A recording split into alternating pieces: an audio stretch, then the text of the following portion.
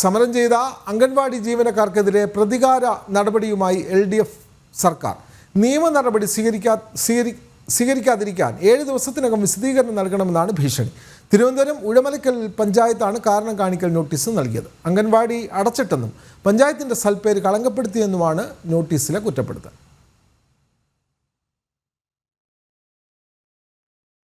അംഗനവാടി ജീവനക്കാരുടെ സമരത്തിൽ പങ്കെടുത്തവർക്കെതിരെയാണ് LDF ഭരിക്കുന്ന തിരുവനന്തപുരം ഉഴമലക്കൽ പഞ്ചായത്ത് പ്രതികാര നടപടി സ്വീകരിക്കുന്നത്. അംഗനവാടി അടച്ചിട്ടെന്നാണ് സമരത്തിൽ പങ്കെടുത്ത ശാസ്താംപാറ അംഗനവാടിയിലെ വർക്കറായ D. ശീലാകുമാരിക്ക് നൽകിയ നോട്ടീസിൽ പറയുന്നത്.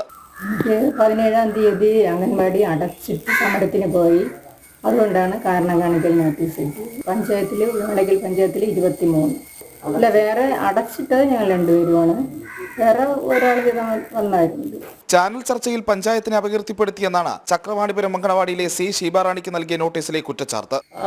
മാധ്യമങ്ങളിലൂടെ അപകീർത്തിപ്പെടുത്തി എന്നാണ്. പക്ഷെ ഞാൻ മൊത്തത്തിലുള്ള കേരളം മൊത്തത്തിലുള്ള അംഗൻവാടി പ്രതിനിധീകരിച്ചാണ് ഞാൻ സംസാരിച്ചിട്ടുള്ളത്. ഞാൻ പഞ്ചായത്തിൻ്റെ പേരോ വേറെ ആരുടെയും പേര് പറഞ്ഞിട്ടില്ല. ഞങ്ങൾ പൊതുവിൽ നേരിടുന്ന വിഷയമാണ് ഞാൻ ആ മാധ്യമത്തിലൂടെ പറഞ്ഞിട്ടുള്ളത്. ഇരുവരും പഞ്ചായത്തിന്റെ സൽപ്പേര് കളങ്കപ്പെടുത്തിയെന്നും 7 ദിവസത്തിനകം രേഖാമൂലം വിശദീകരണം നൽകണമെന്നും നോട്ടീസിൽ പറയുന്നു. വിശദീകരണം നൽകിയില്ലെങ്കിൽ നിയമ നടപടി സ്വീകരിക്കുമെന്നും ഭീഷണിയുണ്ട്. ജനം, തിരുവനന്തപുരം.